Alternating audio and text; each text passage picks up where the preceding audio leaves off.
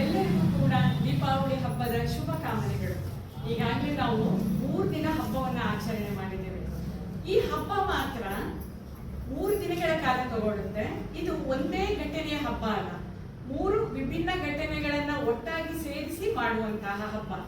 ಮೊದಲನೇ ದಿನ ನರಕ ಚತುರ್ದಶಿ. ಸಾಮಾನ್ಯವಾಗಿ ನಾವೆಲ್ಲ ಹೇಳ್ತೇವೆ ನರಕಾಸುರನನ್ನ ಶ್ರೀಕೃಷ್ಣ ಕೊಂದ್ರು ಅಂತ. ಕಾರಣ ಏನಿರಬಹುದು? ನರಕಾಸುರ ತುಂಬಾ ಬಲಿಷ್ಠ ರಾಜ ಮತ್ತು 16,000 ಸುಂದರವಾದ ನಾರಿಯರನ್ನ ತನ್ನ ಸಾಮ್ರಾಜ್ಯದ ಎಲ್ಲಾ ಕಡೆಯಿಂದ ಕರ್ಕೊಂಡು ಬಂದು ತನ್ನ ಸಾಮ್ರಾಜ್ಯದ ಕತ್ತಲೆಯ ಕೊಠಡಿಯಲ್ಲಿ ಅವ್ರನ್ನೆಲ್ಲ ಕೂಡ ಹಾಕಿರ್ತಾನೆ. ಅದು ಹೇಗಿದೆ ಅಂದ್ರೆ ಸುತ್ತಮುತ್ತ ಬೆಟ್ಟ ಗುಡ್ಡಗಳು, ಅದು ಒಂದು 1, 2, 3 ಸುತ್ತಿನಷ್ಟು 4, 5 ಸುತ್ತಿನಷ್ಟು ಬಲಿಷ್ಠವಾದ ಕೋಟೆಯಲ್ಲಿ ಈ ನರಕಾಸುರ ಈ ಹೆಣ್ಮಕ್ಳನ್ನ ಕೂಡ ಹಾಕಿರ್ತಾರೆ. ಇದನ್ನೆಲ್ಲ ನಿಡ್ಕೊಂಡಂತಹ ಇಂದ್ರ ಏನ್ ಮಾಡ್ತಾರೆ, ಶ್ರೀಕೃಷ್ಣನ ಹತ್ರ ಬಂದು, ಕೃಷ್ಣ ಈ ಸಮಯದಲ್ಲಿ ನೀನ್ ಏನಾದ್ರೂ ಒಂದು ನಿರ್ಧಾರ ತಗೊಳ್ಳೇಬೇಕು. ಒಂದಲ್ಲ ಎರಡಲ್ಲ 16,000 ನಾರಿಯರನ್ನ ಇವತ್ತು ನರಕಾಸುರ ಕತ್ತಲೆ ಕೋಣೆಯಲ್ಲಿ ಇಟ್ಟಿದ್ದಾನೆ. ಹೀಗೆ ಬಿಡ್ತಾ ಹೋದ್ರೆ ಅವನ ಒಂದು ಪಾಪದ ಕಾರ್ಯಗಳಿಗೆ ಅಂತ್ಯವೇ ಇಲ್ವೇನು? ಇದಕ್ಕೆ ಅಂತ್ಯ ಹಾಕ್ಬೇಕು. ಮುಂದೆ ಜನರಿಗೆ ಗೊತ್ತಾಗ್ಬೇಕು ಯಾವುದೇ ಪಾಪ ಕರ್ಮಗಳನ್ನ ಮಾಡಿದ್ರೆ ಅದ್ರ ದುರಂತ ಯಾರು ಪಾಪ ಕರ್ಮಗಳನ್ನ ಮಾಡ್ತಾರೋ ಅವರಿಗೆ ಸೇರುತ್ತಾ ಅನ್ನೋದು ಇತಿಹಾಸದಲ್ಲಿ ದಾಖಲಾಗಬೇಕು ಅನ್ನೋ ಒಂದು ಉದ್ದೇಶ ಇಂದ್ರ ಹೇಳಿದಾಗ ಶ್ರೀಕೃಷ್ಣ ಒಪ್ಕೊಳ್ತಾನೆ. ಕೃಷ್ಣ ಏನ್ ಮಾಡ್ತಾನೆ, ಗರುಡನನ್ನ ತನ್ನ ವಾಹನವನ್ನಾಗಿ ತಗೊಂಡು ಆಕಾಶ ಮಾರ್ಗವಾಗಿ ಬಂದು ಆ ಸುತ್ತಲಿನ ಸಾಮ್ರಾಜ್ಯದ ಒಂದೊಂದೇ ಕೋಟೆಗಳನ್ನ ಅದನ್ನ ಕೆಡುತ್ತಾ ಬರ್ತಾನೆ. ಕೊನೆ ಕೋಟೆ ಈ ನರಕಾಸುರನ ಆಪ್ತ ಮುರ ಅಂತ ಒಬ್ಬ ರಾಕ್ಷಸ. ಆ ಮುರ ಈ ನರಕಾಸುರನ ಆಪ್ತ ಸಹಾಯಕ ಮತ್ತು ಆಪ್ತ ಮಂತ್ರಿ. ಅವನ ಬಲಿಷ್ಠ ಹೇಗಿರುತ್ತೆ ಅಂದ್ರೆ ಕಬ್ಬಿಣದಿಂದ ಒಂದು ಫುಲ್ ಸಾಮ್ರಾಜ್ಯವನ್ನ ಅವನು ಸುತ್ತುವರೆದಿರ್ತಾನೆ. ಅಷ್ಟು ಮಾಡಿ ಅವನ ನೀರಿನಲ್ಲಿ ಸಮುದ್ರದ ಆಳದಲ್ಲಿ ಅವನು ಮಲಗಿರ್ತಾನೆ. ಅಂದ್ರೆ ಯಾರೂ ಈ ಭೇದಿಸಿ ಬರಕ್ ಸಾಧ್ಯ ಇಲ್ಲ ಅನ್ನುವಂತ ನಂಬಿಕೆ. ಶ್ರೀಕೃಷ್ಣ ಏನ್ ಮಾಡ್ತಾನೆ, ಆ ಕಬ್ಬಿಣದ ಒಂದು ಸುತ್ತಲಿಕೆಯಿಂದ ಸಡಿಲಿಸ್ತಾನೆ. ಆ ಶಬ್ದಕ್ಕೆ ಮುರ ಕೂಡ ಎದ್ದು ಬಂದು ಮುರ ಕೂಡ ಶ್ರೀಕೃಷ್ಣನ ಜೊತೆ ಯುದ್ಧ ಮಾಡ್ತಾನೆ. ಶ್ರೀಕೃಷ್ಣ ಮುರನನ್ನು ಕೂಡ ಸಾಯಿಸ್ತಾನೆ. ಅದಕ್ಕೆ ನಾವು ಶ್ರೀಕೃಷ್ಣನನ್ನ ಮುರಾಸುರ ಅಂತ ಕೂಡ ಹೆಸರು ಅಲ್ಲಿಗೆ ಶ್ರೀಕೃಷ್ಣನಿಗೆ ಬಂತು. ಆಗ ನರಕಾಸುರ ಬರ್ತಾನೆ, ಯಾಕಂದ್ರೆ ತನ್ನ ಆಪ್ತನನ್ನೇ ಈತ ಕೊಂದಿರ್ಬೇಕಾದ್ರೆ ಅಂತ ಬಂದಾಗ ಇಬ್ಬರಿಗೂ ಯುದ್ಧ ಆಗುತ್ತೆ. ಶ್ರೀಕೃಷ್ಣ ನರಕಾಸುರನ ಕುತ್ತಿಗೆಯನ್ನ ಸೇರ್ತಾನೆ. ಇಲ್ಲಿ ನರಕಾಸುರ ಭೂದೇವಿಯ ಮಗ ಅನ್ನೋದು ಕೂಡ ನಾವು ನೆನಪಲ್ಲಿ ಇಟ್ಕೊಳ್ಬೇಕು.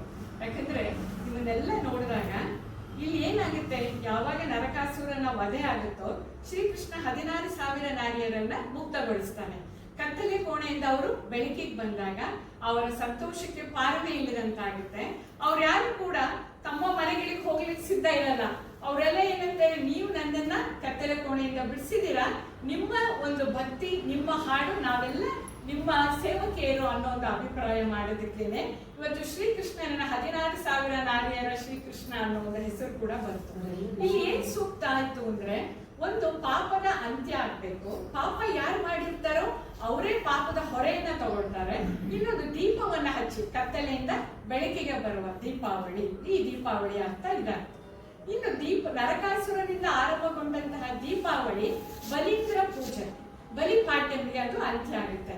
ಬಲಿ ಚಕ್ರವರ್ತಿ ಇವನು ಕೂಡ ರಾಕ್ಷಸನೇ, ಆದ್ರೆ ಇವನಲ್ಲಿ ಮಾನವೀಯ ಗುಣ ಇದೆ. ಇವತ್ತು ಯಾಕೆ ನಾವು ಬಲಿಯನ್ನ ಪೂಜೆ ಮಾಡ್ತೀವಿ?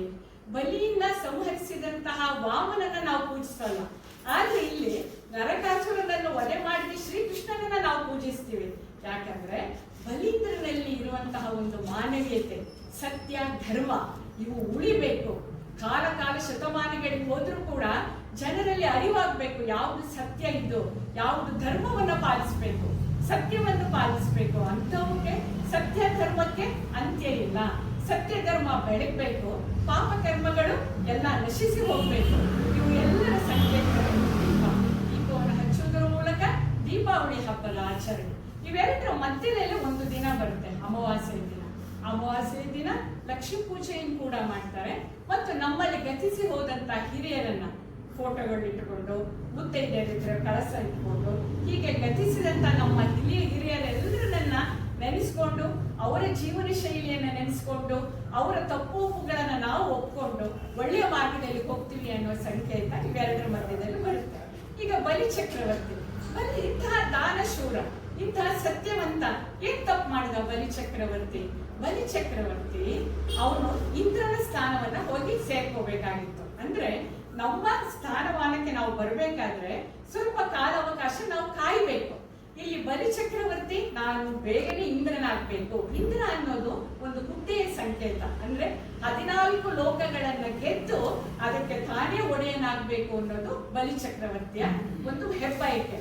ಆದ್ರೆ ಇಲ್ಲಿ ಬಲಿ ಚಕ್ರವರ್ತಿ ಕಾಯ್ಬೇಕಾಗಿತ್ತು ಅವನ ಸರದಿ ಬರೋ ತನಕ. ಆದ್ರೆ ಇಲ್ಲಿ ಬಲಿ ಚಕ್ರವರ್ತಿ ಕಾಯಕ್ಕೆ ಅವನು ಸಿದ್ಧನಿಲ್ಲ. ಅವನೇನ್ ಮಾಡ್ತಾನೆ, ಸೀದಾ ಅನ್ಯಾಯವಾಗಿ ಸ್ವರ್ಗಲೋಕಕ್ಕೆ ಹೋಗಿ ಅಲ್ಲಿರೋರೆಲ್ಲರನ್ನ ತನ್ನ ಹಿಡಿತಕ್ಕೆ ತೆಗೆದುಕೊಂಡು 3 ಲೋಕಕ್ಕೂ ನಾನೇ ಅಧಿಪತಿ ಅಂತ ಸಾರಿ, ನಾನು ಅಧಿಪತಿ ಅಂತ ಹೆಂಗ್ ತೋರಿಸ್ಕೊಳ್ಳೋದು? ಈಗ ಪಾಪ ಅವ್ನು ಮಾಡಾಯ್ತು ಈಗ. ಯಾಕಂದ್ರೆ ಅವನು ತನ್ನ ಸರದಿ ಬರೋ ತನಕ ಕಾಯ್ಲಿಲ್ಲ. ಅವನೇ ಮುಂದಕ್ಕೆ ಹೋಗಿ ಯುದ್ಧ ಮಾಡಿ ಆ ಇಂದ್ರನ ಪದವಿಯನ್ನು ತೆಗೆದುಕೊಂಡಿದ್ದಾನೆ. ಹಾಗಾಗಿ ಅದನ್ನ ನಾನು ಹೇಗೆ ಮಾಡಬೇಕು, ಆ ಪಾಪ ಕರ್ಮಗಳನ್ನ ನಾನು ಮಾಡಿ ಹೇಗೆ ಅದನ್ನ ನಾನು ಜಗತ್ತಿಗೆ ನಾನು 3 ಲೋಕದ ಒಡೆಯ ಅಂತ ಸಾರಬೇಕಾದ್ರೆ ಅಲ್ಲಿ ಒಂದು ಯಜ್ಞ ಆಗ್ಬೇಕು. ಅಶ್ವಮೇಧ ಯಾಗ, 100 ಅಶ್ವಮೇಧ ಯಾಗವನ್ನ ಮಾಡ್ಲಿಕ್ಕೆ ಶುರು ಮಾಡ್ತಾರೆ. ಅದರ ಪೌರತ್ಯವನ್ನ ಶುಕ್ರ ಮುನಿಗಳು ತಗೊಳ್ತಾರೆ. ಅವರ ಇದರಲ್ಲಿ ನೇಪಥ್ಯದಲ್ಲಿ, ಅವರ ಆಧಿಪತ್ಯದಲ್ಲಿ ಇಲ್ಲಿ ಈ ತರ ಹೋಮ ನಡೀತಾ ಇರುವಾಗ ಇಲ್ಲಿ ಏನಾಗಿದೆ, ವಿಷ್ಣುವಿಗೆ ಭಯ ಆಗಿದೆ. ಏನಿದು ಅನ್ಯಾಯ ತನ್ನ ಸರದಿ ಬರೋದನ್ನ ಕಾಯ್ದೆ ಇವರು ಎಲ್ಲವನ್ನ ತನ್ನ ಹಿಡಿತಕ್ಕೆ ತಗೊಂಡು ಈ ಎಲ್ಲವನ್ನ ಪೂರೈಸಿಬಿಟ್ರೆ ಎಲ್ಲಾ ಲೋಕಗಳಿಗೂ ಒಡೆಯ ಬಲಿ ಚಕ್ರವರ್ತಿ, ಬಲಿಯಿಂದ ಆಗೋಗ್ಬಿಡ್ತಾನೆ. ಹೇಗಾದ್ರೂ ಮಾಡಿ ನಿಲ್ಲಿಸ್ಬೇಕು ಅಂತ ಹೇಳಿ ಆತನ ತನ್ನ ಒಂದು ಜನ್ಮವನ್ನು ತಾಳಿ ವಾಮನ ರೂಪ ಅಂದ್ರೆ ಬಾಲಕ ವಟುವಿನ ರೂಪ, ಬ್ರಹ್ಮಚಾರಿಯ ರೂಪವನ್ನು ತೆಗೆದುಕೊಂಡು ಕೈಯಲ್ಲಿ ಕಮಂಡಲ ಇಟ್ಕೊಂಡು ಬ್ರಹ್ಮಚಾರಿಯ ಇದರಲ್ಲಿ ಇವರು ಯಜ್ಞ ನಡೆಯುವ ಜಾಗಕ್ಕೆ ಬರ್ತಾನೆ. ವಾಮನನ ಬಾಲಕನ ಮುಖದಲ್ಲಿ ಅಪೂರ್ವವಾದ ತೇಜಸ್ಸು ಇರುತ್ತೆ. ಅದು ನೋಡಿದ ತಕ್ಷಣ ಬಲಿ ಚಕ್ರವರ್ತಿಗೆ ಆಶ್ಚರ್ಯ ಖುಷಿಯಾಗುತ್ತೆ. ಅಬ್ಬಾ, ಇಂಥ ಒಳ್ಳೆ ನಾನು ಯಜ್ಞ ಮಾಡ್ತಿರುವಾಗ ಈ ಬಾಲಕ ಒಟ್ಟು ಬರ್ತಾ ಇದ್ದೇನೆ, ಅವನ ಮುಖದಲ್ಲಿ ಏನೂ ಕಳೆ ಇದೆ. ಅವನು ಬರ್ತಿದ್ದಂಗೆ ಇವನ ದೇಹದಲ್ಲಿ ವಿದ್ಯುತ್ ಸಂಚಾರ ಆಗ್ಬಿಟ್ಟು ಆ ಬಾಲಕನನ್ನು ಆಹ್ವಾನಿಸಿ ಕುಳ್ಳಿರಿಸಿ ಅವನ ಆರೈಕೆ ಮಾಡುವಾಗ ಶುಕ್ರ ಮುನಿಗಳು ಹೇಳ್ತಾರೆ, ಇದು ಇವನು ಸಾಮಾನ್ಯ ಬಾಲಕನಲ್ಲ. ಇಲ್ಲಿ ನಿನ್ನ ಈ ಕಾರ್ಯವನ್ನ ಅಡ್ಡಿಪಡಿಸುವಂತಹವ್ರು ಯಾರೋ ಈ ವೇಷವನ್ನ ಧರಿಸಿ ಬಂದಿದ್ದಾರೆ ಅಂತ ಹೇಳಿದ್ರು ಕೂಡ ಇವರು ಬಲಿ ಚಕ್ರವರ್ತಿ ಕೇಳಿಗೆ ತಯಾರಿರಲ್ಲ. ಆ ಖುಷಿಯಿಂದ ಏನ್ ಮಾಡ್ತಾನೆ, ಆ ಬಾಲಕ ವಟುವಿಗೆ ನೀನು ನನ್ಗೆ ಸಂತೋಷ ಆಗಿದೆ, ನನ್ನ ಸಂತೋಷಕ್ಕೆ ನೀನ್ ಏನ್ ಕೇಳಿದ್ರು ನಾನು ಕೊಡ್ತೀನಿ ಅಂತ ಅಂದಾಗ ಬಾಲಕ ವಟು ನನಗೆ ನನ್ನ ಪಾದದ ಅಳತೆಯ 3 ಹೆಜ್ಜೆಗಳನ್ನ ನೀ ನನಗೆ ಕೊಡ್ಬೇಕು ಅಂತ ಕೇಳ್ಕೊಂಡಾಗ ಆಶ್ಚರ್ಯ ಆಗುತ್ತೆ. ನನ್ನಂತ ಚಕ್ರವರ್ತಿ ಏನ್ ಬೇಕು ಅಂತ ಕೇಳಿದಾಗ ನೀನೇನೋ ದೊಡ್ಡ ಕೇಳ್ತೀಯ ಅಂದ್ರೂ ನೀನು ಬಾಲಕ, ನಿನ್ನ ಹೆಜ್ಜೆಯ ಅಳತೆಯ 3ರಷ್ಟು ಭಾಗ ಕೇಳಿದ್ಯಲ್ಲ, ಬೇಡ ಬೇರೆ ಕೇಳು ಅಂದಾಗ ಇಲ್ಲ ನನ್ಗೆ ಇದೇ ಬೇಕು ಅಂದಾಗ ಮತ್ತೆ ಶುಕ್ರ ಮಹರ್ಷಿಗಳು ಹೇಳ್ತಾರೆ, ಬಲಿ ಚಕ್ರವರ್ತಿ ನೀನ್ ಇದನ್ನ ಒಪ್ಕೋಬೇಡ, ಇಲ್ಲಿ ನಿನ್ನ ನಾಶ ಅಡಗಿದೆ. ಅಷ್ಟರಲ್ಲಾಗ್ಲೇ ಬಲಿ ಚಕ್ರವರ್ತಿ ಗೊತ್ತಾಗಿದೆ ಇವನು ಸಾಮಾನ್ಯ ವಟು ಅಲ್ಲ, ಸಾಮಾನ್ಯ ಬಾಲಕನಲ್ಲ, ವಿಷ್ಣುವಿನೇ ಈ ಅವತಾರವನ್ನು ತಾಳಿ ಬಂದಿದ್ದಾನೆ. ಆದ್ರೆ ಮಾತು ಕೊಟ್ಟಾಯ್ತು, ನಾನು ಚಕ್ರವರ್ತಿ ನಾನು ಕೊಡ್ತೇನೆ ಕೇಳು ಅಂತ ನಾನು ಹೇಳಿದ್ಮೇಲೆ ಕೊಡೋದು ನನ್ನ ಧರ್ಮ. ಇವತ್ತು ನಾನು ಈ ಧರ್ಮದಿಂದ ಹಿಂದಕ್ಕೆ ಹೋದ್ರೆ ಲೋಕದಲ್ಲಿ ಪ್ರಪಂಚ ಇರುವ ತನಕ ಬಲಿ ಚಕ್ರವರ್ತಿ ಸುಳ್ಳನ್ನು ಹೇಳ್ದ. ಸುಳ್ಳಿಗೆ ಸತ್ಯಕ್ಕೆ ಅವಮಾನ ಆಗ್ಬಾರ್ದು, ನಾನು ಕೊಟ್ಟು ಮಾತನ್ನು ಉಳಿಸ್ಕೊಳ್ಬೇಕು ಅನ್ನೋದಕ್ಕೋಸ್ಕರ ಅವನಿಗೆಲ್ಲ ಅರಿವಾಗುತ್ತೆ ಆ ಕ್ಷಣಕ್ಕೆ. ಆದ್ರೂ ಕೂಡ 3 ಹೆಜ್ಜೆಗಳನ್ನು ಕೇಳು ಅಂದಾಗ ಈ ವಾಮನ ಆಕಾಶದ ಎತ್ತರಕ್ಕೆ ಬೆಳೆದು ನಿಲ್ತಾನೆ. ಮೊದಲನೇದು ಪಾದ ಭೂಮಿ ಮೇಲೆ ಇಡ್ತಾನೆ, 2ನೇ ಪಾದ ಆಕಾಶದಲ್ಲಿ, 3ನೇದು ಎಲ್ಲಿಡ್ಲಿ ನಾನು ಅಂತ ಕೇಳಿದಾಗ ಬಲಿ ಚಕ್ರವರ್ತಿಗೆ ತನ್ನ ತಪ್ಪಿನ ಅರಿವಾಗುತ್ತೆ. ಅಂದ್ರೆ ನಾನು ನನ್ನದು ಅನ್ನುವ ಅಹವನ್ನ ಮೆಟ್ಟಿ ನಿಲ್ಲಿಕ್ಕೆ ಮಹಾವಿಷ್ಣು ಈ ಬಾಲಕನ ರೂಪದಲ್ಲಿ ಬಂದಿದ್ದಾನೆ. ಇದೊಂದು ನನಗೆ ಕಮ್ಮಿ ಇತ್ತು, ನನ್ನಲ್ಲಿ ಎಲ್ಲ ಶೂರತನ ಇದೆ, ವೀರತನ ಇದೆ, ಒಳ್ಳೆಯ ಗುಣಗಳಿದೆ. ಆದ್ರೆ ನನ್ನದು ನಾನು ಮೇಲೆ ಹೋಗ್ಬೇಕು, ಎಲ್ಲರನ್ನ ಸರಿಸಿ ಹೋಗ್ಬೇಕು ಅನ್ನೋ ಒಂದು ನನ್ನ ಅಹವನ್ನ ತಡೆಯಲಿಕ್ಕೋಸ್ಕರ ಇದೊಂದು ನಡೀತಾ ಇದೆ ಎಂದಾಗ ತನ್ನ ಶಿರವನ್ನ ಬಗ್ಗಿಸಿದಾಗ ಆ ವಾಮನ ಏನ್ ಮಾಡ್ತಾನೆ, ಶಿರದ ಮೇಲೆ ಕಾಲಿಡ್ತಾನೆ. ಅಂದ್ರೆ ಇಲ್ಲಿಗೆ ಎಲ್ಲಾ ಸತ್ಯ ಧರ್ಮ ಸುಳ್ಳು ಇವೆಲ್ಲವೂ ಕೂಡ ನಮ್ಗೆ ಅರಿವಾಯಿತು.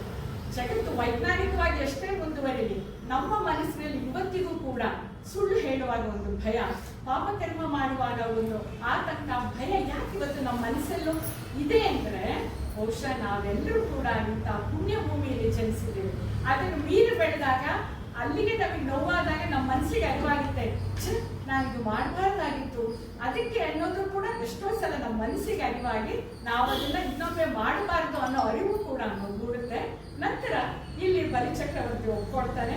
ಆದ್ರೆ ಇಲ್ಲಿ ಒಂದು ಗಮನಿಸಬೇಕು, ಬಲಿಚಕ್ರವರ್ತಿಯ ಖಾತ ಅದು ನಮ್ಮ ಭಕ್ತ ಪ್ರಹ್ಲಾದ. ಇಲ್ಲಿ ಹಿರಣ್ಯಕಶಿಪು ರಾಕ್ಷಸ ವಂಶದವನು, ಆದ್ರೆ ಪ್ರಹ್ಲಾದ ಭಕ್ತಿಯಲ್ಲಿ ಶ್ರೇಷ್ಠನು. ಅಂತಹ ಪ್ರಹ್ಲಾದನ ಮಗನ ಮಗ ಈ ಬಲಿ ಚಕ್ರವರ್ತಿ. ಇಂತಹ ಬಲಿ ಇಂದ್ರನಾಗ್ಬೇಕು. ಇವತ್ತಲ್ಲ ನಾಳೆ ನೀನು ಇಂದ್ರನಾಗೇ ಆಗ್ತೀಯ. ಅಲ್ಲಿ ಬಲೀಂದ್ರ ಅಂತ ಹೆಸರು ಬಂತು. ಪ್ರಜೆಗಳ ಬಗ್ಗೆ, ಧರ್ಮ ಕರ್ಮಗಳ ಬಗ್ಗೆ ಇಷ್ಟೊಂದು ನೀನು ಮುಂದಾಲೋಚನೆ, ಈ ಸತ್ಯ ಧರ್ಮ ಕಾಪಾಡಬೇಕಾದ್ರೆ ನೀನು ವರ್ಷಕ್ಕೆ ಒಂದು ಸಲ ಭೂಮಿಯ ಮೇಲೆ ಬಾ. ಯಾಕೆಂದ್ರೆ ಈ ಭೂಮಿ ಮೇಲಿರುವ ಎಲ್ಲಾ ಪ್ರಜೆಗಳನ್ನ ನೋಡಿಕೊಂಡು ಮತ್ತೆ ನೀನು ವಾಪಸ್ ಹೋಗ್ಬೇಕು ಅನ್ನೋ ಕಾರಣಕ್ಕೋಸ್ಕರ ನಾವು ಬಲಿಪಾಡ್ಯಮಿಯನ್ನು ಆಚರಿಸಿ ಬಲಿ ರಾಜನನ್ನು ಆಹ್ವಾನಿಸಿ ಆ ಧರ್ಮ ಕರ್ಮಗಳ ಕಥೆಗಳನ್ನು ಕೇಳಿ ನಮ್ಮ ಮಕ್ಕಳು ಮೊಮ್ಮಕ್ಕಳು ಎಲ್ಲರೂ ಇದನ್ನು ಕೇಳಿದಾಗ ನಮ್ಮಲ್ಲಿ ಸತ್ಯ, ಧರ್ಮ ಮತ್ತು ಬೇರೆಯವರಿಗೆ ತೊಂದರೆ ಕೊಡದೇ ಇರೋದು, ನಾನು ನನ್ನ ಅಹಮನ್ನು ನಾವು ನಿಲ್ಲಿಸಬೇಕು, ಸಮಾನತೆ ಇರಬೇಕು ಅನ್ನೋ ಇನ್ನು ದೀಪಾವಳಿ ಹಬ್ಬದ ಮಹತ್ವ.